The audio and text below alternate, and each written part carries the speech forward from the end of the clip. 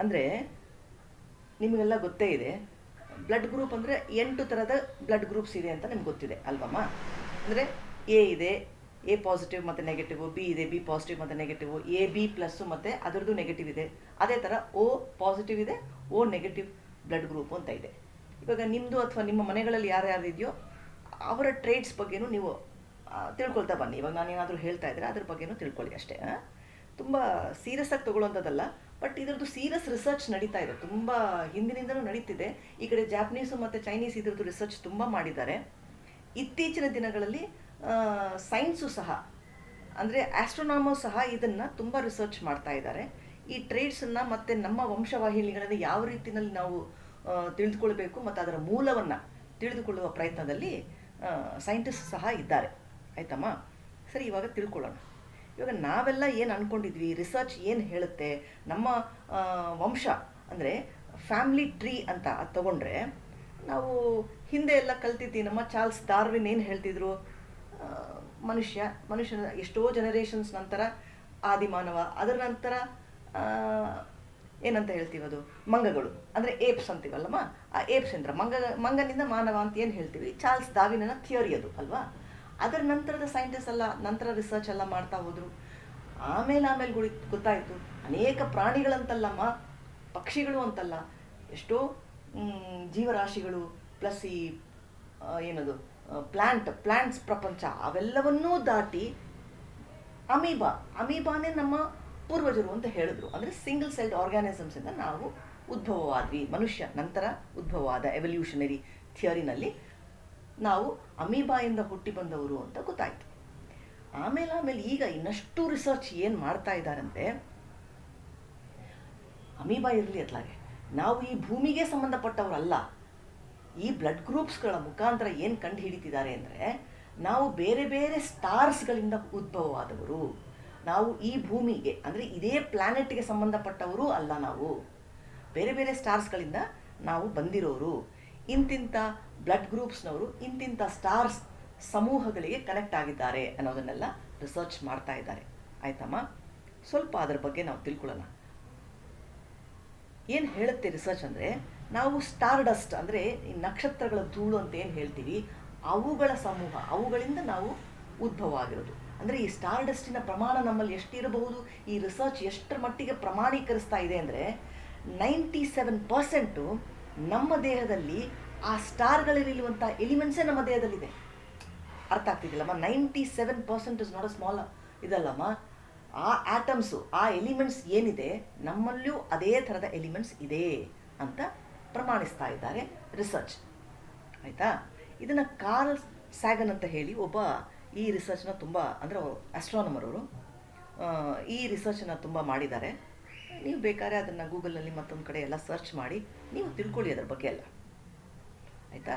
ಈಗ ನಾವು ಇರುವಂತಹ ಈ ಒಂದು ಕ್ಷೀರಸಾಗರ ಅಂತ ಏನು ಹೇಳ್ತೀವಿ ಅಂದರೆ ಮಿಲ್ಕಿ ವೇ ಗ್ಯಾಲಕ್ಸಿ ಅಂತ ಏನು ಹೇಳ್ತೀವಿ, ಇಲ್ಲಿ ಅನೇಕ ಸ್ಟಾರ್ಸ್ ಇದೆ ಅಲ್ವಮ್ಮ, ನಕ್ಷತ್ರ ಸಮೂಹಗಳು, ಕಾನ್ಸ್ಟಲೇಷನ್ಸು, ಅನೇಕ ನಕ್ಷತ್ರಗಳು. ಅಂದರೆ ಅನೇಕ ಅಂದರೆ ಅದಕ್ಕೇನು ಲೆಕ್ಕ ಇಡೋಕ್ಕೆ ಸಾಧ್ಯ ಇಲ್ಲ. ಮಿಲಿಯನ್ಸ್ ಅಲ್ಲಮ್ಮ, ಬಿಲಿಯನ್ಸ್ ಟುಗೆದರ್ ಇರುತ್ತೆ ಅಲ್ವಾ. ಒಂದೇ ಗ್ಯಾಲಕ್ಸಿನಲ್ಲಿ ನಾನು ಹೇಳ್ತೇನೆ, ನಮ್ಮದೇ ಗ್ಯಾಲಕ್ಸಿ ಅಂದರೆ ಇಷ್ಟು ಬಿಟ್ಟು billions and billions of galaxies ಬೇರೆ ಇದ್ದಾವೆ. ಈಗ ನಮ್ಮದೇ ಗ್ಯಾಲಕ್ಸಿನಲ್ಲಿರುವಂತಹ ಎಷ್ಟೋ ದೂರದ ಸ್ಟಾರ್ಸ್, ಅಂದರೆ ಎಷ್ಟೋ millions and millions of stars ಇದೆಯಲ್ಲಮ್ಮ, ಹಾಗೆ ಯಾವುದೋ ಸ್ಟಾರ್ ಸಮೂಹಗಳಿಗೆ ನಾವು ಕನೆಕ್ಟ್ ಆಗಿರ್ತೇವೆ ಅಂತ ರಿಸರ್ಚ್ ಹೇಳ್ತಾ ಇದೆ. ಆಯಿತಾ? ಇವಾಗ ನಾನು ಕ್ಷೀರಸಾಗರ ಅಂದ ತಕ್ಷಣ ನನಗೊಂದು ಜ್ಞಾಪಕ ಬಂತು. ಈ ಕ್ಷೀರಸಾಗರ ನಮ್ಮದೇ ಇದು ಅನ್ನೋ ನಾವು ಕಂಡು ಹಿಡ್ತಿದ್ವಾ ಅಂದರೆ ಸೈಂಟಿಸ್ಟ್ ಬರೀ ಇತ್ತೀಚಿನ ತನಕ ತಾನೇ ಮಿಲ್ಕಿ ವೇ ಗ್ಯಾಲಕ್ಸಿ ಅಂತ ಹೆಸರಿಟ್ಟಿದ್ದು. ಬಟ್ ಈ ಕ್ಷೀರಸಾಗರ ನೀವು ಕೇಳ್ಪಟ್ಟಿದ್ದೀರಲ್ವ, ಕ್ಷೀರಸಾಗರ ಅಂದರೆ ನಮ್ಮ ಪುರಾತನ ಏನು ವೇದಗಳಲ್ಲೂ ಸಹ ಅದರದ್ದು, ಪೌರಾಣಿಕ ಕಥೆಗಳಲ್ಲೂ ಅದರದ್ದು ಉಲ್ಲೇಖ ಇದ್ದೇ ಇದೆ ಅಲ್ವಾ ಕ್ಷೀರಸಾಗರದ್ದು. ಅಲ್ಲಿ ವಿಷ್ಣು ವಾಸುಕಿಯ ಮೇಲೆ ಹೇಗೆ ಪವಡಿಸಿರ್ತಾನೆ, ಅಲ್ಲಿ ಲಕ್ಷ್ಮಿ ಕೂತಿರ್ತಾರೆ, ಬ್ರಹ್ಮ ನಾಭಿಯಿಂದ ಉದ್ಭವ ಆಗಿರ್ತಾನೆ ಎಲ್ಲಿ, ಕ್ಷೀರಸಾಗರದಲ್ಲಿ ಅಲ್ವಾ. ಕ್ಷೀರಸಾಗರ ಹೇಗಿದೆ ನೋಡಮ್ಮ, ಎಷ್ಟು ಚೆನ್ನಾಗಿ ಕನೆಕ್ಟೆಡ್. ಆವತ್ತೇ ಎಷ್ಟು ಸಾವಿರಾರು ವರ್ಷಗಳ ಹಿಂದೆಯೇ ನಮ್ಮ ಪೂರ್ವಜರಿಗೆ ಇದರ ಬಗ್ಗೆ ಎಲ್ಲ ಗೊತ್ತಿತ್ತು. ಕ್ಷೀರಸಾಗರ ಗ್ಯಾಲಕ್ಸಿ, ಇವತ್ತು ದೊಡ್ಡ ದೊಡ್ಡ ಟೆಲಿಸ್ಕೋಪ್ಗಳ ಮುಖಾಂತರ ನಾವು ಗ್ಯಾಲಕ್ಸಿಗಳನ್ನು ನೋಡ್ತಾ ಇದ್ದೇವೆ. ಆದರೆ ಆಗಿನ ಕಾಲದಲ್ಲಿ ಏನಿತ್ತಮ್ಮ, ಎಷ್ಟು ಅದರಲ್ಲೂ ತುಂಬ ಪರ್ಟಿಕ್ಯುಲರ್ ಆಗಿ ಅಷ್ಟು ಪ್ರಿಸೈಸ್ ಆಗಿ ತಿಳ್ಕೊಳ್ತಾ ಇದ್ರು ಅಲ್ವಾ. ವಿತೌಟ್ ಎನಿ ಇವತ್ತಿನ ಎಷ್ಟೊಂದು ಇನ್ಸ್ಟ್ರೂಮೆಂಟ್ಸ್ ಇದ್ರೂ ಸಹ ತಿಳ್ಕೊಳ್ಳೋಕ್ಕೆ ಯಾವುದು ಕಷ್ಟ ಆಗ್ತಿದೆಯೋ ಅವತ್ತು ಏನೂ ಇಲ್ಲದೆ ಹೇಗೆ ತಿಳ್ಕೊಂಡ್ರು. ಇಂಥ ಅದ್ಭುತ ನಮ್ಮ ಒಂದು ಹಿಂದಿನ ಜನಾಂಗದವರಮ್ಮ ಅಲ್ವಾ. ಕ್ಷೀರಸಾಗರ ಅಂದ ತಕ್ಷಣ ಅದು ಜ್ಞಾಪಕ ಬಂತು, ಅದೊಂದು ತಿಳಿಸ್ಬಿಟ್ಟೆ ಅಷ್ಟೇ. ಸರಿ, ಈ ಕ್ಷೀರಸಾಗರದಲ್ಲಿ ಈ ಮಿಲ್ಕಿ ವೇ ಗ್ಯಾಲಾಕ್ಸಿನಲ್ಲಿ ಅನೇಕ ನಕ್ಷತ್ರಗಳು ಅಂತ ಏನಿದೆ ಹೇಳಮ್ಮ.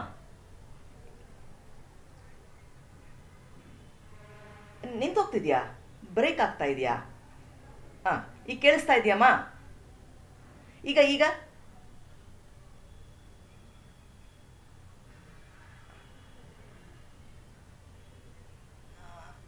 ಹೌದಾ? ಸರಿ, ನಾನು ಮತ್ತೆ ಅದನ್ನು ಹೇಳ್ತೇನಿಲ್ಲಮ್ಮ. ಹಾಂ, ಅದೇ ಈಗ ಕ್ಷೀರಸಾಗರದ ಬಗ್ಗೆ ಹೇಳ್ತಾ ಇರ್ಬೇಕಾದ್ರೆ ಕಟ್ಟಾಯ್ತಾ ಅಂತ ಹಂಗಾರೆ? ಕ್ಷೀರಸಾಗರದ ಬಗ್ಗೆ ಹೇಳ್ಬೇಕಾರೆ ಕಟ್ಟಾಯ್ತಾ? ಹಾಂ, ಸರಿ ಸರಿ. ಹಾಂ, ನಾನು ಕ್ಷೀರಸಾಗರ ಅಂತ ಯಾಕೆ ಹೇಳಿದೆ ಅಂದರೆ, ನಮ್ಮ ಹಿಂದಿನವರು ನಾ ಹೇಳಿದ್ನಲ್ಲಮ್ಮ ಮಿಲ್ಕಿ ವೇ ಗ್ಯಾಲಾಕ್ಸಿ ಅಂತ ಈಗ ಇತ್ತೀಚಿನ ದಿನಗಳಲ್ಲಿ ನಮ್ಮ ಸೈಂಟಿಸ್ಟು ಅದಕ್ಕೆ ಹೆಸರು ಕೊಟ್ಟಿದ್ದಾರೆ. ಬಟ್ ಹಿಂದೆ ಕ್ಷೀರಸಾಗರ. ಇದು ಹೇಗಮ್ಮ ಗೊತ್ತಿತ್ತು ಇದು ಮಿಲ್ಕಿ ವೇ ಗ್ಯಾಲಾಕ್ಸಿ ಕ್ಷೀರಸಾಗರ ಅಂದರೆ? ವಿಷ್ಣುವನ್ನು ಅಲ್ಲಿ ವಾಸುಕಿಯ ಮೇಲೆ ಪವಡಿಸಿರ್ತಾರೆ, ಅಲ್ಲಿ ಲಕ್ಷ್ಮಿ ಇರ್ತಾರೆ, ಈ ಕಡೆ ನಾಭಿಯಿಂದ ಗೊತ್ತಲ್ಲಮ್ಮ ಬ್ರಹ್ಮ ಕೂತಿರ್ತಾರೆ. ಇದನ್ನೆಲ್ಲವನ್ನು ಯಾವ ರೀತಿಯಲ್ಲಿ ಚಿತ್ರಿಸಿದ್ರು? ಎಲ್ಲಿ? ಕ್ಷೀರಸಾಗರದಲ್ಲಿ ಅಲ್ವಾ. ಈ ಕ್ಷೀರಸಾಗರ ಅನ್ನೋ ಹೆಸರು ಮತ್ತು ಈ ನಮ್ಮ ಗ್ಯಾಲಾಕ್ಸಿಗೆ ಆ ರೀತಿಯಾದ ಹೆಸರು ಹೇಗೆ ಕೊಟ್ರಮ್ಮ? ಇವತ್ತು ನಾವು ಮಿಲ್ಕಿ ವೇ ಗ್ಯಾಲಾಕ್ಸಿ ಅಂತ ಇದ್ದೀವಿ, ಆವತ್ತು ವಿತೌಟ್ ಎನಿ ಇನ್ಸ್ಟ್ರೂಮೆಂಟ್ಸ್ ಹೇಗೆ ಗೊತ್ತಾಗ್ತಿತ್ತು ಅಲ್ವಾ. ಇವತ್ತು ಅಡ್ವಾನ್ಸ್ಡ್ ಇನ್ಸ್ಟ್ರೂಮೆಂಟ್ಸು, ಟೆಲಿಸ್ಕೋಪ್ಸ್ ಎಲ್ಲ ಇದ್ದಾವೆ. ಇದನ್ನೂ ಸಹ ನಾವು ಅನೇಕ ಗ್ಯಾಲಾಕ್ಸಿಗಳನ್ನ ಈಗಲೂ ಸಹ ನಮ್ಮ ಗ್ಯಾಲಾಕ್ಸಿ ಬಿಟ್ಟು ಅನೇಕ ಗ್ಯಾಲಾಕ್ಸಿನ ತಿಳ್ಕೊಳ್ಳೋಕ್ಕೆ ಭಾರಿ ಕಷ್ಟ ಆಗ್ತಾ ಇದೆ. ಅಂಥದ್ರಲ್ಲಿ ಆ ಕಾಲದಲ್ಲಿ ಹೇಗಮ್ಮ ಸಾಧ್ಯ ಆಯಿತು? ತುಂಬ ದೊಡ್ಡವರು, ನಮ್ಮ ಹಿಂದಿನವರು ತುಂಬ ತುಂಬ ಶ್ರೇಷ್ಠರು ಅಂತ ಇದೇ ಸಾಕು ಅಲ್ವಾ. ಅದಕ್ಕೆ ಕ್ಷೀರಸಾಗರ ಅಂತ ಇದ್ದಂಗೆ ಅದು ಜ್ಞಾಪಕ ಬಂತು, ಅದು ನಿಮ್ಗೆ ತಿಳಿಸ್ದೆ. ಆಮೇಲೆ ನಮ್ಮದೇ ಮಿಲ್ಕಿ ವೇ ಗ್ಯಾಲಾಕ್ಸಿನಲ್ಲಿ ಅನೇಕ ನಕ್ಷತ್ರಗಳು ಅಂದರೆ ಬಿಲಿಯನ್ಸ್ ಆಫ್ ನಕ್ಷತ್ರಗಳಿವೆ. ಅದರಲ್ಲಿ ಕೆಲವು ನಕ್ಷತ್ರಗಳಲ್ಲಿರುವಂಥ ಎಲಿಮೆಂಟ್ಸ್ ಅಂತ ಏನು ಹೇಳಿದ್ದೇವೆ, ಕೆಲವು ಬ್ಲಡ್ ಗ್ರೂಪ್ಸ್ನಲ್ಲಿ ಅದೇ ಎಲಿಮೆಂಟ್ಸ್ ಇದ್ದಾವೆ. ಹಾಗಾಗಿಯೇ ಅಂದರೆ ಇದು ಹೇಗೆ ಕಂಡುಹಿಡಿತಾರೆ ಅಂದರೆ ನಮ್ಮ ಡಿ ಎನ್ ಎ ಮುಖಾಂತರ ಅಲ್ಲಿ ವಂಶವಾಹಿನಿಗಳು ಅಂತ ಹೇಳ್ತೀವಿ ಈ ಡಿ ಎನ್ ಎನ ಅಲ್ವಾ. ಅಲ್ಲಿ ಈ ಥರದ ಎಲಿಮೆಂಟ್ಸು ಎಲ್ಲಿ ಎಲ್ಲಿ ಕನೆಕ್ಟ್ ಆಗಿದ್ದೇವೆ, ಯಾವ ಒಂದು ನಕ್ಷತ್ರದಲ್ಲಿ ಈ ಎಲಿಮೆಂಟ್ಸಿನ ಪ್ರಮಾಣ ಅತಿ ಹೆಚ್ಚಾಗಿದೆ ಮತ್ತು ನಮ್ಮ ಬ್ಲಡ್ ಗ್ರೂಪ್ಗಳಲ್ಲಿ ಇದು ಹೇಗೆ ಕನೆಕ್ಟ್ ಆಗಿದೆ, ಹಾಗಾಗಿಯೇ ಆ ನಕ್ಷತ್ರಕ್ಕೂ ನಮಗೂ ಯಾವ ರೀತಿಯಾದ ರಿಲೇಷನ್ ಇದೆ, ಹಾಗಾದರೆ ಈ ಮನುಷ್ಯ ಆ ನಕ್ಷತ್ರಗಳಿಂದ ಉದ್ಭವವಾಗಿರುವಂಥದ್ದ ಅನ್ನೋದನ್ನು ಪ್ರಮಾಣಿಸ್ತಾ ಇದ್ದಾರೆ. ದಿಸ್ ಇಸ್ ನಾಟ್ ಇದು ಇರಬಹುದು ಅಂತ ಹೇಳ್ತಾ ಇಲ್ಲ, ಹಾಗೇ ಆಗ್ತಾ ಇದೆ ಅಂತಲೇ ಹೇಳ್ತಾ ಇದ್ದಾರೆ. Star dust, we are made off star dust ಅಂತಲೇ ಹೇಳ್ತಾ ಇದ್ದಾರೆ. ಅಂದರೆ ಗೊತ್ತಲ್ವ, ಪ್ರಮಾಣೀಕರಿಸ್ತಾ ಇದ್ದಾರೆ. ಇಲ್ಲಿ ಏನೋ ಒಂಥರ ಇರಬಹುದು ಅನ್ನೋ ಉತ್ತರ ಬರ್ತಾ ಇಲ್ಲ. ಅರ್ಥ ಆಗ್ತಿದೆಯಾ? ಸರಿ, ಈ ಫ್ಯಾಮಿಲಿ ಟ್ರೀ, ಈ ರೂಟ್ಸ್ ಅಂತ ಏನು ಜನರೇಷನ್ ಟು ಜನರೇಷನ್ ಅಂತ ಈ ರೂಟ್ಸ್ ಅಂತ ನಾನು ಹೇಳ್ತಾ ಹೋದ್ನಲ್ಲ ನೋಡಮ್ಮ, ಇದಕ್ಕೆ ಹಿಂದೆ ಫಸ್ಟು ನಾವು ಈ ಸ್ಟಾರ್ಸ್ ಹೇಗೆ ಉದ್ಭವ ಆಯಿತು ಅನ್ನೋದನ್ನು ಸ್ವಲ್ಪ ಮಟ್ಟಿಗೆ ಹೇಳ್ಬಿಡ್ತೀನಿ. ನಮಗೆ ಈ ಬಿಗ್ ಬ್ಯಾಂಗ್ ಥಿಯರಿ ಬಗ್ಗೆ ಗೊತ್ತಿರಬೇಕು ನಿಮಗೆ. ಅಂದರೆ ಒಂದು ಸಣ್ಣದೊಂದು ಬೀಜದಿಂದ ಹೇಗೆ ಅದು ಸ್ಫೋಟಗೊಂಡು ಈ ರೀತಿಯಾದ ಒಂದು ದೊಡ್ಡ ಬ್ರಹ್ಮಾಂಡವೇ ಸೃಷ್ಟಿಯಾಯಿತು ಅನ್ನೋದು ಬಿಗ್ ಬ್ಯಾಂಗ್ ಥಿಯರಿ ಅಲ್ವಮ್ಮ. ಈ ಬಿಗ್ ಬ್ಯಾಂಗ್ ಥಿಯರಿನಲ್ಲಿ ಆವಾಗ ಎಷ್ಟೋ ಕೆಮಿಕಲ್ಸು ಮತ್ತೊಂದು ಎಲ್ಲ ರಿಲೀಸ್ ಆಗಿ ಸೂಪರ್ ನೋವಾ ಥರದ್ದೆಲ್ಲ ರಿಲೀಸ್ ಆಗಿ ಅನೇಕ ಸ್ಟಾರ್ಸು ಗ್ಯಾಲಾಕ್ಸೀಸು ಹೀಗೆಲ್ಲ ಬೇರೆ ಬೇರೆ ಬೇರ್ಪಟ್ಟವು, ಎಲ್ಲ ದೂರ ದೂರ ಆಗಿ ಬೇರ್ಪಟ್ಟವು ಅಲ್ವಾ. ಈಗ ಆ ಸಮೂಹಗಳು ಒಂದೊಂದು ಕಡೆ ಸೇರ್ತಾ ಇದ್ದ ಹಾಗೆ ಆ ಡಸ್ಟ್ ಇದೆಯಲ್ಲ, ಆ ಸ್ಟಾರ್ ಡಸ್ಟ್ಸ್ ಅಲ್ಲಿ ಸೇರ್ತಾ ಇದ್ದಂಗೆ ಅಲ್ಲಿ ಕೆಲವು ಎಲಿಮೆಂಟ್ಸು ತುಂಬ ಜಾಸ್ತಿ ಇರುತ್ತೆ. ಇವಾಗ ನೋಡಿ, ಕೆಲವೊಂದು ಗ್ರಹಗಳಲ್ಲಿ ಈ ಹಿಂದೆ ಹೋದ ವರ್ಷದಲ್ಲಿ ನಾನು ನೋಡ್ತಾ ಇದ್ದೆ ಅದನ್ನು. ಅಲ್ಲಿ ಕೆಲವೊಂದು ಗ್ರಹ ಅಂದರೆ ನಮ್ಮದೇ ಗ್ಯಾಲಾಕ್ಸಿನಲ್ಲಿ ಯಾವುದೋ ಒಂದು ದೂರದ ಯಾವುದೋ ಒಂದು ಗ್ರಹದಲ್ಲಿ ಕಾರ್ಬನ್ನಿನ ಪ್ರಮಾಣ ಜಾಸ್ತಿ ಇದೆ. ಕಾರ್ಬನ್ ಪ್ರಮಾಣ ಜಾಸ್ತಿ ಇರೋದ್ರಿಂದ ಡೈಮಂಡ್ ಆಗಿದೆ. ಅಂದರೆ ಇಡೀ ಒಂದು ಗ್ರಹನೇ ಕಂಪ್ಲೀಟ್ ಡೈಮಂಡ್ ಗ್ರಹ ಅದು. ಹಾಗೆ ಗೊತ್ತಲ್ಲ ನಿಮಗೆ, ಕಾರ್ಬನ್ ಜಾಸ್ತಿ ಇದ್ದರೆ ಅನೇಕ ಲಕ್ಷಾಂತರ ವರ್ಷಗಳ ನಂತರ ಡೈಮಂಡ್ ಆಗುತ್ತೆ ಅಂತ. ಹಾಗೇ ಕೆಲವೊಂದು ನಕ್ಷತ್ರಗಳಲ್ಲಿ ಅಥವಾ ಕೆಲವೊಂದು ಗ್ರಹಗಳಲ್ಲಿ ಏನಾಗುತ್ತೆ, ಅಲ್ಲಿನ ಎಲಿಮೆಂಟ್ಸ್ ಸೇಮ್ ಎಲಿಮೆಂಟ್ಸು ನಮ್ಮ ದೇಹದಲ್ಲಿಯೂ ಅದೇ ಎಲಿಮೆಂಟ್ಸು ಅತಿ ಹೆಚ್ಚಾಗಿ ಹೇಗೆ ಇರೋಕ್ಕೆ ಸಾಧ್ಯ, ಇದು ಡಿ ಎನ್ ಎ ಮುಖಾಂತರ ಕಂಡುಹಿಡಿತಾ ಇದ್ದಾರೆ ಸೈಂಟಿಸ್ಟು. ಆಯ್ತಮ್ಮ. ನಾವು ಇವಾಗ ಕೆಲವು ಬ್ಲಡ್ ಗ್ರೂಪ್ಸನ್ನು ನಾವು ತಗೊಳ್ಳೋಣ. ಯಾರೋ ಏನೋ ಮಾತಾಡ್ತಾರೆ? ಹಾಂ, ಯಾರಮ್ಮ? ಕೇಳಿಸ್ತಾ ಇದೆಯಾ? ಇವಾಗ ಸ್ಪಷ್ಟವಾಗಿ ಕೇಳಿಸ್ತಾ ಇದೆಯಾ? ಹಾಂ, ಓಕೆಮ್ಮ ಓಕೆಮ್ಮ. ಹಾಂ ಹಾಂ. ಇವಾಗ ನಮಗೆ ಗೊತ್ತಿದೆಯಲ್ಲ, ಫಸ್ಟ್ ಬ್ಲಡ್ ಗ್ರೂಪ್ಸ್ನ ಫಸ್ಟ್ ತೊಗೊಳ್ಳೋಣ. ಇವಾಗ ಅದ್ರ ಬಗ್ಗೆ ಹೇಳ್ತಾ ಇರೋಣ, ಆಮೇಲೆ ನಿಮ್ಗೆ ಏನು ಪ್ರಶ್ನೆ ಬರುತ್ತೋ ಆಮೇಲೆ ಹೇಳಿ. ಎ ಗ್ರೂಪನ್ನು ಫಸ್ಟ್ ತೊಗೊಳ್ಳೋಣ. ಎ ಪಾಸಿಟಿವ್ ಮತ್ತು ಎ ನೆಗೆಟಿವ್. ನೋಡಮ್ಮ, ಎ ಪಾಸಿಟಿವ್ ಅಂದರೆ ಅದು ಹೆಚ್ಚಾಗೇ ಇರ್ತಾರೆ. 35% ನಮಗೆ ಎ ಪಾಸಿಟಿವ್ ಜನನೇ ಇಡೀ ಜಗತ್ತಿನಲ್ಲಿ ಜಾಸ್ತಿಯಾಗೇ ಇರ್ತಾರೆ. ಜಾಸ್ತಿ ಅಂದರೆ ಎ ಪಾಸಿಟಿವ್ ಮತ್ತು ಬಿ ಪಾಸಿಟಿವ್ ಜನ, I mean O positive. A positive ಮತ್ತು ಓ ಪಾಸಿಟಿವ್ ಜನ ಜಾಸ್ತಿ ಇರ್ತಾರೆ, ಆಯಿತಾ. 30-35% ಇಡೀ ಜಗತ್ತಿನಲ್ಲಿ ಅವರೇ ಜಾಸ್ತಿ ಇರ್ತಾರೆ. ಓಕೆ, ಈಗ ಎ ಪಾಸಿಟಿವ್ ಜನ, ನೆಗೆಟಿವ್ ಪೀಪಲ್, ನೆಗೆಟಿವ್ ಅಂದರೆ ಎ ನೆಗೆಟಿವ್ ಅಂದರೆ ತುಂಬ ಕಡಿಮೆ ಇರ್ತಾರೆ. ಎ ನೆಗೆಟಿವ್ ಇದ್ದಾರೆ ತುಂಬ ಕಡಿಮೆ, 8% ಏನೋ ಇರ್ತಾರಷ್ಟೇ. ಬಟ್ ಪಾಸಿಟಿವ್ ಬಂದು 30% ಮೇಲೆ ಇರ್ತಾರೆ, ಆಯ್ತಮ್ಮ. ಈ ಗುಣ ಇವಾಗ ನಿಮ್ಮಲ್ಲಿ ಯಾರಾದರೂ ಇದ್ದರೂ, ನೀವೇ ಇದ್ದರೂ ಸಹ ಅದನ್ನು ಗಮನಿಸಿ ಅಷ್ಟೇ. ಎ ಪಾಸಿಟಿವ್ ಜನದ ಮತ್ತು ನೆಗೆಟಿವ್ ಇದು ಎರಡೂ ಸಹ ತೊಗೊಳ್ಳಿ, ನೀವು ಒಂದೇ ಥರ ತೊಗೊಳ್ಳಿ. ಇಲ್ಲಿ ಪಾಸಿಟಿವ್ ಮತ್ತು ನೆಗೆಟಿವ್ನಲ್ಲಿ ಏನು ಡಿಫ್ರೆನ್ಸ್ ಗೊತ್ತಮ್ಮ? ಆ್ಯಂಟಿಜನ್ಸ್ ಇರುತ್ತೆ. ಅಂದರೆ ಪಾಸಿಟಿವ್ನಲ್ಲಿ ಈ ಪ್ರೋಟೀನನ್ನು ಲೇಪನ, ಆ್ಯಂಟಿಜನ್ ಅಂದರೆ ಒಂದು ಲೇಪನ. ಆ ಲೇಪನ ಪಾಸಿಟಿವ್, ಎ ಪಾಸಿಟಿವ್ ಅಥವಾ ಯಾವುದೇ ಪಾಸಿಟಿವ್ ಬ್ಲಡ್ ಗ್ರೂಪ್ಸ್ನಲ್ಲಿ ಅದು ಆ ಲೇಪನ ಇರುತ್ತೆ, ಆ ಪ್ರೋಟೀನಿನ ಲೇಪನ ಇರುತ್ತೆ. ನೆಗೆಟಿವ್ನಲ್ಲಿ ಆ ಲೇಪನ ಇರಲ್ಲ, ಆ್ಯಂಟಿಜನ್ನ ಪ್ರಮಾಣ ಇರಲ್ಲ, ಅಷ್ಟೇ ಇದು ತೊಗೊಳ್ಳಿ. ಹಾಂ, ಇವಾಗ ಎ ಪಾಸಿಟಿವ್ ಪೀಪಲ್ನ ತೊಗೊಳ್ಳೋಣ ನಾವು. ಇವರು ಒಂಥರ ನೋಡಿಮ್ಮ, ತುಂಬ ಆರ್ಗನೈಸ್ಡ್ ಆಗಿರ್ತಾರೆ. ಅಂದರೆ ಹೀಗೆ ಇರಬೇಕು, ಒಂಥರ ಪರ್ಟಿಕ್ಯುಲಾರಿಟಿ ಹೀಗೆ ಇರಬೇಕು, ಒಂಥರ ಡೀಟೇಲ್ ಆಗಿ ತಿಳ್ಕೊಳಕ್ಕೆ ಹೋಗ್ತಾರೆ. ಒಂಥರ ಏನು ಹೇಳ್ತೀವಿ, ಕರೆಕ್ಟಾಗಿರಬೇಕು. ಕ್ರಿಯೇಟಿವ್ ಇರುತ್ತೆ, ಸೆನ್ಸಿಬಿಲಿಟಿ ಜಾಸ್ತಿ ಇರುತ್ತೆ, ಒಂಥರ ರಿಸರ್ವ್ಡ್ ಆಗಿರ್ತಾರೆ. ರೆಸ್ಪಾನ್ಸಿಬಿಲಿಟಿ ಚೆನ್ನಾಗಿರುತ್ತೆ, ಒಳ್ಳೆ ರೆಸ್ಪಾನ್ಸಿಬಲ್ ಪೀಪಲೇ ಅವರು. ತಾಳ್ಮೆನೂ ಜಾಸ್ತಿ ಇರುತ್ತೆ.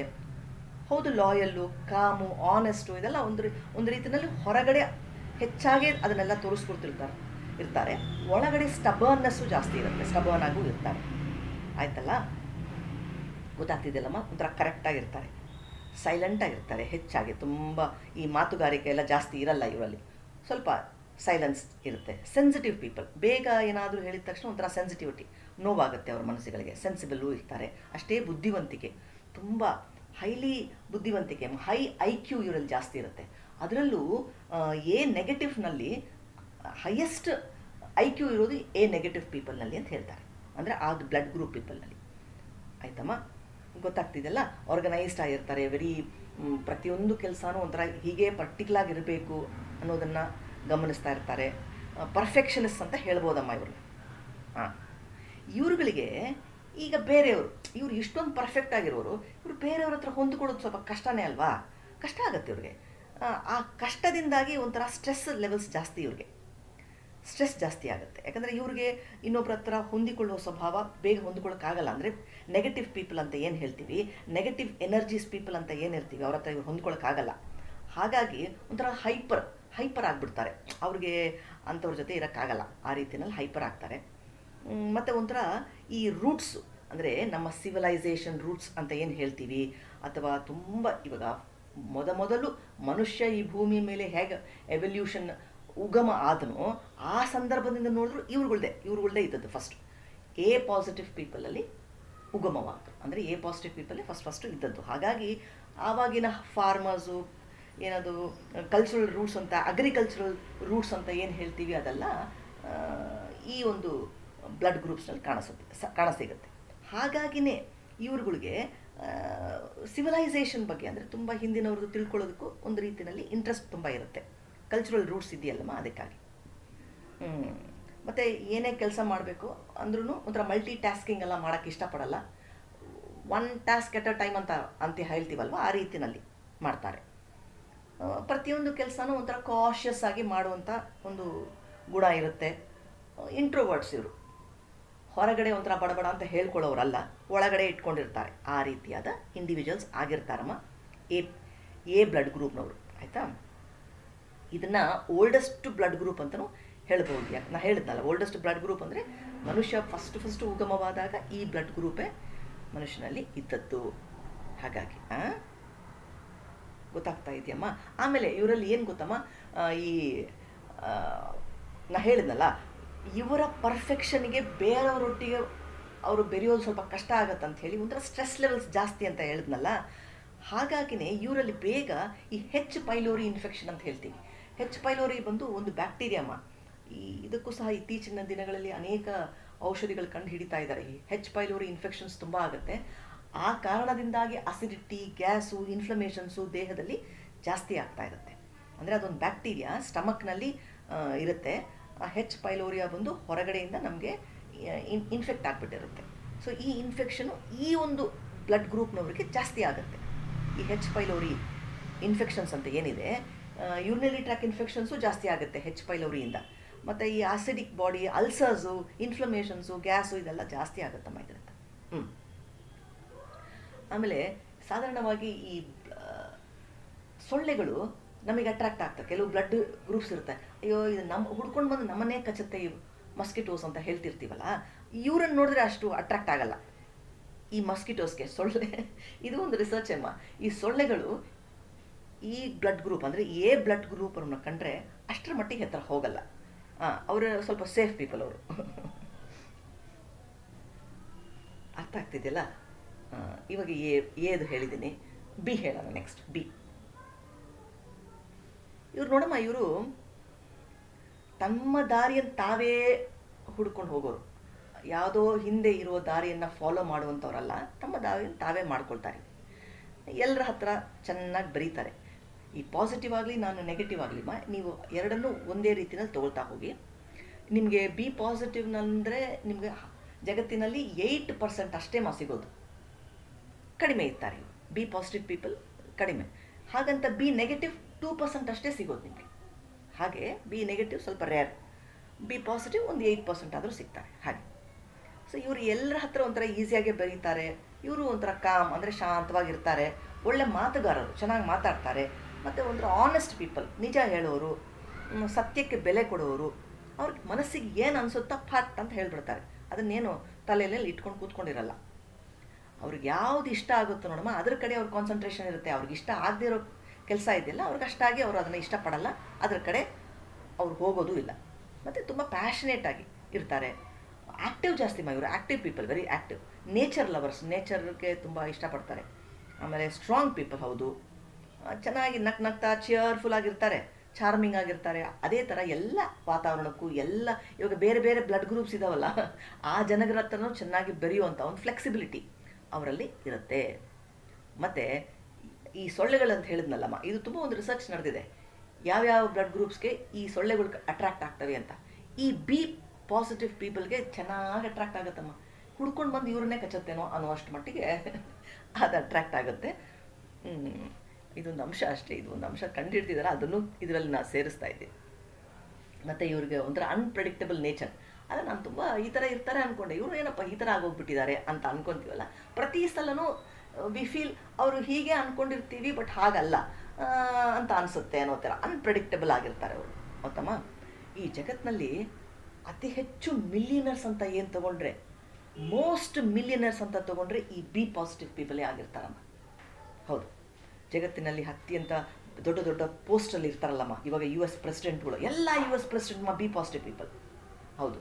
ಆಮೇಲೆ CEOs ಅವರೆಲ್ಲನೂ ಈ B positive people. Albert Einstein ತುಂಬ ಬುದ್ಧಿವಂತರಾಗಿರ್ತಾರೆ ಇವರೆಲ್ಲ, ಒಂಥರ ಮಿಸ್ಟಿಕ್ಸ್ ಅಂತ, ಇವರು ಮಿಸ್ಟಿಕ್ಸ್ ಥರ.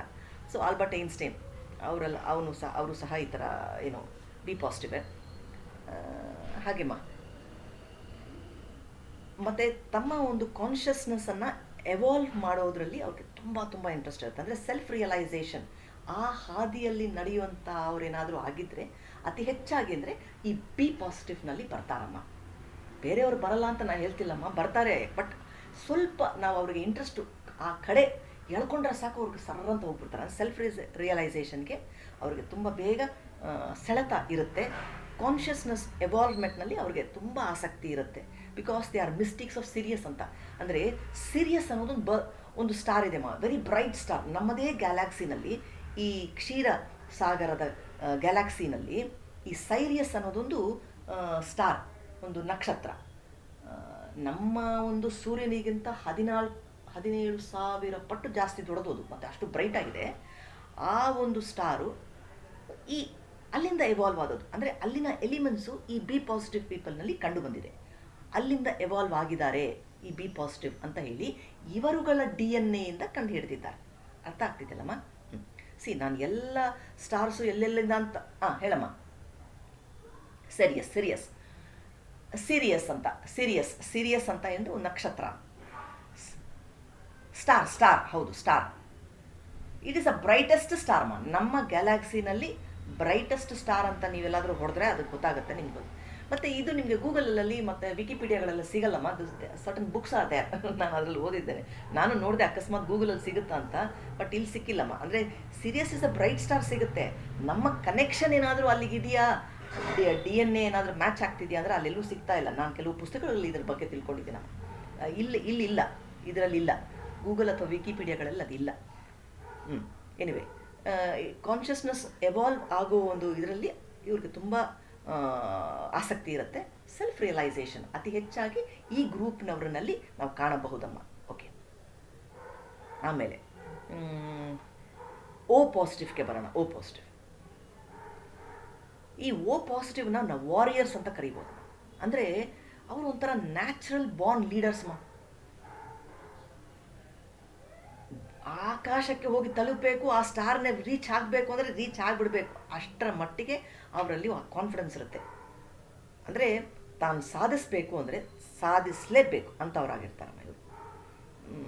ಪಟ್ಟು ಹಿಡಿದ್ರೆ ಸಾಧಿಸ್ತಾರೆ. ಆ ಓ ಪಾಸಿಟಿವ್ ಪೀಪಲ್ ಒಂಥರ ಎಲ್ಲರಿಗೂ ಒಂಥರ ಏನಂತ ಹೇಳ್ತೀವಿ, ಸಹಾಯ ಮಾಡೋದಾಗಲಿ, ಪ್ರಾಬ್ಲಮ್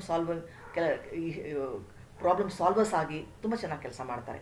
ಮತ್ತು ಎಲ್ಲರ ಹತ್ರ ಈಸಿಯಾಗಿ ಇವರು ಬೆರೀತಾರೆ. ಇವರು ಎಲ್ಲರ ಹತ್ರ ಈಸಿಯಾಗಿ ಬೆರೆಯೋದ್ರಿಂದ ಇವರನ್ನೇ ಅತಿ ಹೆಚ್ಚಾಗಿ ಈ ಮಧ್ಯಸ್ಥಿಕೆ, ಎಲ್ಲಾದರೂ ಪ್ರಾಬ್ಲಮ್ಸ್ ಆಗ್ತಿದೆ ಅಂದರೆ ಮಧ್ಯಸ್ಥಿಕೆಗಾಗಿ ಈ ಜನರನ್ನು ಅವಲಂಬಿಸ್ತಿರ್ತಾರೆ. ಯಾಕಂದರೆ ಇವರು ಪ್ರಾಬ್ಲಮ್ ಸಾಲ್ವರ್ಸ್ ಅಲ್ವಾ, ಮಧ್ಯಸ್ಥಿಕೆಯಲ್ಲಿ ಹೋಗಿ ನೀಟಾಗಿ ಅಲ್ಲಿ ಏನೇನು ಪ್ರಾಬ್ಲಮ್ ಇದೆ ಸಾಲ್ವ್ ಮಾಡಿಬಿಟ್ಟು ಬರ್ತಿರ್ತಾರೆ. ಹಾಗೆ ಮತ್ತು ಈ ಸ್ವಲ್ಪ ಹೆಚ್ಚು ಕಷ್ಟದ ಕೆಲಸಗಳು ಅಂತ ಹೇಳ್ತೀವಿ ನೋಡಮ್ಮ, ಅಂದರೆ ಲೇಬರ್ ವರ್ಕ್ಸ್, ಅಂದರೆ ಈ ಮನೆ ಕೆಲಸಗಳಾಗಲಿ, ಲೇಬರ್ ವರ್ಕ್ಸ್ ಅಂದರೆ ನೀವೇ ಅರ್ಥ ಮಾಡ್ಕೊಳ್ಳಿ ಅಷ್ಟೇ. ಆ ಕೆಲಸಗಳ ಕಡೆ, ಲೇಬರ್ ವರ್ಕ್ಸ್ ಕೆಲಸಗಳ ಕಡೆ ಇವರುಗಳಿಗೆ ಆಸಕ್ತಿ ಇರೋದಿಲ್ಲ. ಆದರೆ ಹಾಗಂತ ಇವರೇನು ಸೋಂಬೇರಿಗಳ ಥರ ಅಲ್ಲ, ಬರೀ ವರ್ಕಹಾಲಿಕ್ಸೇ. ಅವರಿಗೆ ಇಷ್ಟವಾದ ಕ್ಷೇತ್ರದಲ್ಲಿ ಚೆನ್ನಾಗಿ ಕೆಲಸ ಮಾಡ್ತಾರೆ. ವರ್ಕಹಾಲಿಕ್ಸೇ ತುಂಬ ಕೆಲಸ ಮಾಡ್ತಾರೆ, ಬಟ್ ಅವರಿಗೆ ಇಷ್ಟವಾದ ಕ್ಷೇತ್ರ. ಅದಕ್ಕೆ ಹೇಳ್ತಾ ಇರೋದು, ಅವ್ರಿಗೆ ಹೈಯರ್ ಕ್ಷೇತ್ರಗಳು ಅಂದರೆ ಏನೋ ಒಂಥರ ಎಲ್ಲೋ ಬೇರೆ ಬೇರೆ ಕ್ಷೇತ್ರಗಳಲ್ಲಿ, ಬಟ್ ಲೇಬರ್ ವರ್ಕ್ಸ್ ಇಷ್ಟ ಆಗಲ್ಲ ಅವ್ರಿಗೆ. ಅದಕ್ಕೆ ಹೇಳಿದ್ದು ಬಾರ್ನ್ ಲೀಡರ್ಸ್ ಅಂತ ಅವರು. ಆಮೇಲೆ ಪ್ರತಿಯೊಂದು ಕೆಲಸವನ್ನು ಡೀಟೇಲ್ ಆಗಿ ಅದನ್ನು ತಿಳ್ಕೊಳ್ತಾರೆ, ಅದನ್ನು ಇಷ್ಟಪಡ್ತಾರೆ ಆ ಕೆಲಸವನ್ನು ಮಾಡೋದಕ್ಕೆ. ವೆರಿ ಕಾನ್ಫಿಡೆಂಟ್ ಪೀಪಲ್ ಆಮೇಲೆ ಒಂಥರ ಸೆಲ್ಫ್ ಡಿಟರ್ಮಿನೇಷನ್ ಜಾಸ್ತಿ ಇರುತ್ತೆ, ಸ್ಟ್ರಾಂಗ್ ವಿಲ್ಲು, ಒಳ್ಳೆ ಇಂಟ್ಯೂಷನ್ ಸಹ ಇರುತ್ತೆ ಅವ್ರಿಗೆ. ಆಮೇಲೆ ಈ ಸೊಳ್ಳೆಗಳದ್ದು ಹೇಳ್ತಾ ಇದೆ. ಈ ಸೊಳ್ಳೆಗಳು ಇವರುಗಳಿಗೆ ತುಂಬ ಜಾಸ್ತಿ ಅಟ್ರಾಕ್ಟ್ ಆಗುತ್ತಮ್ಮ. ಈ ಬಿ ಅವ್ರಿಗೂ ಅಷ್ಟೇ, ಓ ಪಾಸಿಟಿವ್ ಅವ್ರಿಗೂ ಜಾಸ್ತಿ ಅಟ್ರಾಕ್ಟ್ ಆಗುತ್ತೆ. ಮತ್ತು ಈ O positive people are the healthiest people on the planet. ತುಂಬ ಆರೋಗ್ಯವಂತರು, ಅದು ತುಂಬ ಬೇಗ ಅನಾರೋಗ್ಯಕ್ಕೆ ಹೋಗ್ಬಿಡಲ್ಲ, ತುಂಬ ಆರೋಗ್ಯವಂತರು ಇವರು. ಮತ್ತು ಈ ಓ ಪಾಸಿಟಿವ್ ಮತ್ತು ನೆಗೆಟಿವ್ ಇದೆಯಲ್ಲ, ಓ ನೆಗೆಟಿವ್ ಮೇಯ್ನಾಗಿ ಅದು ಯೂನಿವರ್ಸಲ್ ಡೋನರ್ ಅಂತ ಹೇಳ್ತೀವಿ. ಯೂನಿವರ್ಸಲ್ ಡೋನರ್ ಅಂದರೆ ಇವರ ಬ್ಲಡ್ ಗ್ರೂಪು ಯಾವುದೇ ಬ್ಲಡ್ ಗ್ರೂಪ್ಗೂ ನೀಟಾಗಿ ಮ್ಯಾಚ್ ಆಗಿಬಿಡುತ್ತೆ. ಈಗೆಲ್ಲ ಏನು ಮಾಡ್ತಾರೆ, ಪ್ರತಿಯೊಂದು ಬ್ಲಡ್ ಗ್ರೂಪ್ಗೆ ಅದೇ ಬ್ಲಡ್ ಗ್ರೂಪಿನ ಒಂದು ಡೋನರೇ ನಾವು ಆರಿಸಿ ಅದೇ ಬ್ಲಡ್ಡನ್ನೇ ಕೊಡೋದು ಅಲ್ವಾ. ಬಟ್ ಈ ಬ್ಲಡ್ ಗ್ರೂಪ್ ಇದೆಯಲ್ಲ, ಓ ನೆಗೆಟಿವ್ ಮತ್ತು ಓ ಪಾಸಿಟಿವ್ ಸಹ, but O negative in particular ಅದು ಎಲ್ಲರ ಒಂದು ಬ್ಲಡ್ ಗ್ರೂಪ್ಗೂ ಅದು ಮ್ಯಾಚ್ ಆಗಿಬಿಡುತ್ತೆ. ಸೊ ಇವರು ಒಂಥರ ಯೂನಿವರ್ಸಲ್ ಡೋನರ್ ಅಂತಲೇ ಹೇಳ್ಬೋದು. ಅದಕ್ಕೆ ಇವ್ರನ್ನ ಮ್ಯಾಜಿಕಲ್ ಬ್ಲಡ್ ಗ್ರೂಪ್ ಅಂತ ಕರೀತಾರೆ.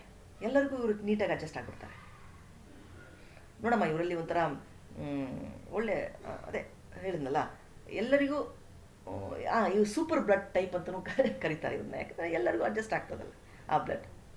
ಹಾಗೆ ಒಳ್ಳೆ ಕಾನ್ಫಿಡೆನ್ಸ್ ಇರುತ್ತೆ, ಬಟ್ ಅಷ್ಟೇ ಅಗ್ರೆಸಿವ್ನೆಸ್ಸು ಇರುತ್ತೆ, ಒಂದಷ್ಟು ಡಾಮಿನೆನ್ಸು ಇರುತ್ತೆ.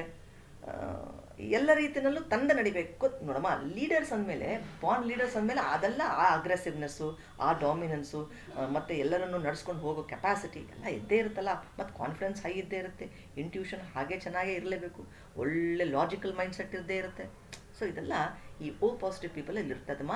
ಹೆಚ್ಚಿನ ಪ್ರಮಾಣದಲ್ಲಿ 35%ಗಿಂತಲೂ ಜಾಸ್ತಿ ಈ ಗ್ರೂಪ್ನವರು ಇದ್ದಾರೆ ಜಗತ್ತಿನಲ್ಲಿ. ಇದನ್ನು ಬೆಸ್ಟ್ ಗ್ರೂಪ್ ಅಂತ ನಾವು ಕರೀಬೋದು. ಆಯ್ತಮ್ಮ. ಇನ್ನಷ್ಟು ಏನು ಹೇಳ್ಬೋದು. ಮತ್ತು ಆಮೇಲೆ ಎ ಬಿ ತೊಗೊಳ್ಳೋಣ ಇವಾಗ. ಈ ಎ ಬಿನಲ್ಲಿ ಹೇಗೆ ಗೊತ್ತಮ್ಮ, ಈ ಎ ಗ್ರೂಪ್ನವರ ಕ್ವಾಲಿಟೀಸ್ ಅಂತ ಏನಿದೆ, ಒಂಥರ ಪರ್ಟಿಕ್ಯುಲರ್, ಹೀಗೆ ಇರಬೇಕು, ಪ್ರಿಸೈಸ್ ಆಗಿರಬೇಕು, ಕರೆಕ್ಟಾಗಿರಬೇಕು, ಆ ಗುಣಗಳೂ ಇವರಲ್ಲಿರುತ್ತೆ. ಆ ಬಿನವರು, ಆ ಬಿ ಬ್ಲಡ್ ಗ್ರೂಪ್ ಇದೆಯಲ್ಲಮ್ಮ, ಆ ಬಿ ಟೈಪ್ನವರು ಒಂಥರ ಫ್ಲೆಕ್ಸಿಬಿಲಿಟಿ, ಫ್ರೀ ಸ್ಪಿರಿಟೆಡ್ನೆಸ್ ಅಂತ ಏನು ಹೇಳ್ತೀವಿ, ಅದೆಲ್ಲವೂ ಅದೂ ಇರುತ್ತೆ. ಅದಕ್ಕೆ ಇವ್ರನ್ನ ಡ್ಯುವೆಲ್ ಪರ್ಸನಾಲಿಟಿ, ಈ ಎರಡೂ ಗುಣಗಳು ಇವರಲ್ಲಿರುತ್ತೆ. ಎರಡೂ ತರಹದ ಗುಣಗಳಿಗೂ ಇವ್ರು ಮ್ಯಾಚ್ ಆಗ್ತಾರೆ. ನೋಡಮ್ಮ, ಒಂಥರ ಆಪ್ಟಿಮಿಸ್ಟಿಕ್ಕೆ ಹೌದು, ಒಂಥರ ಪೆಸಿಮಿಸ್ಟಿಕ್ಕು ಹೌದು, ಆ ರೀತಿ ಪರ್ಟಿಕ್ಯುಲರು ಹೌದು, ಡಿಪ್ಲೊಮ್ಯಾಟಿಕ್ಕು ಹೌದು, ರೆಸ್ಪಾನ್ಸಿಬಲು ಹೌದು, ಇರ್ರೆಸ್ಪಾನ್ಸಿಬಲು ಹೌದು. ಒಂದು ರೀತಿಯಲ್ಲಿ ಡ್ಯುವೆಲ್ ಪರ್ಸನಾಲಿಟಿನಲ್ಲಿ ಕೆಲಸ ಇವರಿಗೆ. ಹಾಗಾಗಿ ಒಂಥರ ಹೈ ರಿಸ್ಕ್ ಇರುತ್ತೆ ಇವರ ಒಂದು ಕ್ವಾಲಿಟೀಸ್ನಲ್ಲಿ. ಇವರು ಕೂಲಾಗೂ ಇರ್ತಾರೆ, ಕಂಟ್ರೋಲ್ಡಾಗೂ ಇರ್ತಾರೆ, ಮತ್ತು ಅಷ್ಟೇ ಮಟ್ಟಿಗೆ ಗೊಂದಲಮಯವಾಗೂ ಇರ್ತಾರೆ. ಗೊತ್ತಾಗ್ತಿದೆಯಲ್ಲ? ಒಂಥರ ರ್ಯಾಷ್ನಲ್ಲು, ಒಂಥರ ಅಡ್ಯಾಪ್ಟಬಲ್ ಹೌದು, ಎರಡಕ್ಕೂ ಹೊಂದಿಕೊಳ್ತಾರೆ. ಮೆಂಟಲಿ ಸ್ಟ್ರಾಂಗೂ ಹೌದು, ಅಷ್ಟೇ ಗೊಂದಲನೂ ಇರುತ್ತೆ ಇವರಲ್ಲಿ, ಎರಡೂ ರೀತಿಯಲ್ಲಿ. ಮತ್ತು ಈ ಎ ಬಿ ಇದೆಯಲ್ಲಮ್ಮ, ಇದು ಸ್ವಲ್ಪ ರೇರ್, ತುಂಬ ರೇರ್ ಇದು. ಹಾಗಾಗಿ 2% ಜನರಲ್ಲಿ ಮಾತ್ರನೇ ಇರುತ್ತೆ. ಅದರಲ್ಲೂ ಎ ಬಿ ನೆಗೆಟಿವ್ ಅಂತ ಏನಿದೆ, ಅತ್ಯಂತ ರೇರ್. 1%ಗಿಂತಲೂ ಕಡಿಮೆ ಜನ ಎ ಬಿ ನೆಗೆಟಿವ್ನಲ್ಲಿರ್ತಾರೆ. ಎ ಬಿ ಪ್ಲಸ್ ಅಂದರೆ ಪಾಸಿಟಿವ್ ಬಂದು ಒಂದು 2%, ಅದು 2% ರೀಚ್ ಆಗಿಲ್ಲ ಅಂತೆ, ಅದಕ್ಕಿಂತಲೂ ಸ್ವಲ್ಪ ಕಡಿಮೆನೇ ಇರ್ತಾರೆ. ಅವರಿಗೆ ಸ್ಟ್ರೆಸ್ಸನ್ನು ಹ್ಯಾಂಡಲ್ ಮಾಡ್ಕೊಳ್ಳೋ ವಿಧಾನ ಇದೆಯಲ್ಲಮ್ಮ, ತುಂಬ ಕಷ್ಟ ಇವುಗಳಿಗೆ. ಸ್ಟ್ರೆಸ್ ಹ್ಯಾಂಡಲ್ ಮಾಡ್ಕೊಳ್ಳೋ ವಿಧಾನ ಕಡಿಮೆ ಇರೋದ್ರಿಂದ ಸ್ವಲ್ಪ high risk for heart attacks ಇವುಗಳಲ್ಲಿ ಆಗುತ್ತೆ, ಈ ಎ ಬಿ ಪಾಸಿಟಿವ್ ಮತ್ತು ನೆಗೆಟಿವ್ನವರಿಗೆ, ಬ್ಲಡ್ ಗ್ರೂಪ್ನವರಿಗೆ. ಎಲ್ಲರದ್ದು ಕವರ್ ಮಾಡಿದ್ದೀನಲ್ಲಮ್ಮ ಅನ್ಸುತ್ತೆ. ಹೌದೌದು, ಎಲ್ಲರದ್ದು ಮಾಡಿದ್ದೆ.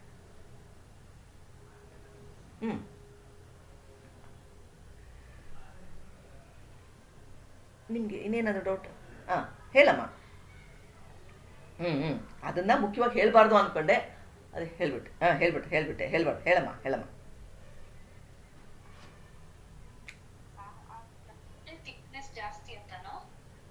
ನೋಡ ಸೀಮಾ, ಈಗಷ್ಟೇ ನಾನು ಹೇಳಿದೆ, ಸ್ಟ್ರೆಸ್ಸನ್ನು ಈ ಗ್ರೂಪ್ನವರಿಗೆ ಹ್ಯಾಂಡಲ್ ಮಾಡ್ಲಿಕ್ಕೆ ಬರ್ತಾ ಇಲ್ಲ. ಹಾಗಾದ್ರೆ ನಾ ಪಾಯಿಂಟ್ ಹೇಳಿದ್ನಲ್ಲ, ಸ್ಟ್ರೆಸ್ಸನ್ನು ಹ್ಯಾಂಡಲ್ ಮಾಡಲಿಕ್ಕೆ ಬೋತ್ ಕ್ವಾಲಿಟೀಸ್ ಇರೋದ್ರಿಂದ ಡಿಪ್ಲೊಮ್ಯಾಟಿಕ್ ಆಗೂ ಇರ್ತಾರೆ, ರ್ಯಾಷನಲ್ಲೂ ಇರ್ತದೆ, ಇರ್ರ್ಯಾಷನಾಲಿಟಿನೂ ಇದೆ. ಸ್ಟ್ರೆಸ್ಸನ್ನು ಹ್ಯಾಂಡಲ್ ಮಾಡ್ಲಿಕ್ಕೆ ಆಗ್ತಾ ಇಲ್ಲ, ಮತ್ತು ಅದನ್ನು ಒಂಥರ ದಬಾಯಿಸ್ಕೊಂಡು ಒಳಗಡೆ ಇಟ್ಕೊಂಡಿರ್ತಾರೆ ಅನ್ನೋ ಕಾರಣಕ್ಕಾಗಿ ಅದು ಪ್ರಾಬಬ್ಲಿ ಅದು ಹಾರ್ಟಿಗೆ ಸಂಬಂಧಪಟ್ಟ ಹಾಗೆ ಸ್ವಲ್ಪ ಪ್ರಾಬ್ಲಮ್ ಆಗ್ಬೋದು. ಯಾರಿಗಾದ್ರೂ ಇದೆಯಮ್ಮ? ನಾನು ಇದು ಮುಖ್ಯವಾಗಿ ಹೇಳಬಾರ್ದು ಅನ್ಕೊಂಡೆ, ಅದನ್ನೇ ಹೇಳ್ಬಿಟ್ಟೆ. ಇಲ್ಲ ಅದು ಆತರ ಇದೆ ಅಂತ ಏನಲ್ಲ, ಅದಕ್ಕೆ ಕೇಳಲಿಲ್ಲ ನಾನು. ಏನಕ್ಕೆ ಕೇಳಿದೆ ಅಂದ್ರೆ ಥಿಕ್ನೆಸ್ ಜಾಸ್ತಿ ಇರುತ್ತಾ? ಹಾಗಲ್ಲಮ್ಮ, ಥಿಕ್ನೆಸ್ ಜಾಸ್ತಿ ಡೌಟ್ ಬಂತು ಅಷ್ಟೇ. ನೀ ಹೇಳ್ತಾ ಇರೋದು ಕೊಲೆಸ್ಟ್ರಾಲ್ ಬಗ್ಗೆ. ಇವಾಗ ಥಿಕ್ನೆಸ್ ಅಂದ ತಕ್ಷಣ ಅಲ್ವಾ, ಮತ್ತೆ ಬ್ಲಡ್ ಕ್ಲಾಟಿಂಗ್ ಪ್ರಮಾಣದಲ್ಲಿ ಅದರಲ್ಲಿ ಸ್ವಲ್ಪ ಕಡಿಮೆ ಆಗ್ತಾ ಇರುತ್ತೆ, ಅದನ್ನೆಲ್ಲೋ ನೀವು ಹೇಳ್ತಾ ಇದೆಯಾ? ಅದು ಹಾಗಲ್ಲ.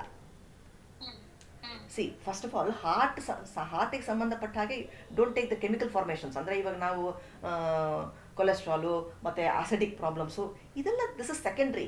ಮೇಯ್ನಾಗಿ ಸೈಕಲಾಜಿಕಲ್ ಪ್ರಾಬ್ಲಮ್ಸೇ ಮೇಯ್ನಾಗಿ ಕಾರಣ ಆಗುತ್ತಮ್ಮ. ಫಸ್ಟು ಸೈಕಲಾಜಿಕಲಿ ನೋಡಬೇಕು.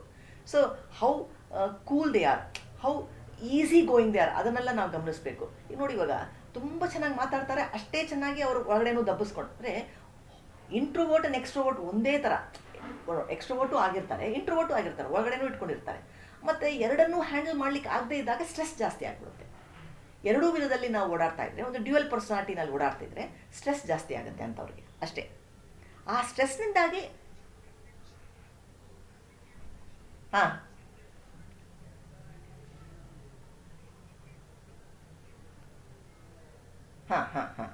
ಸರಿ.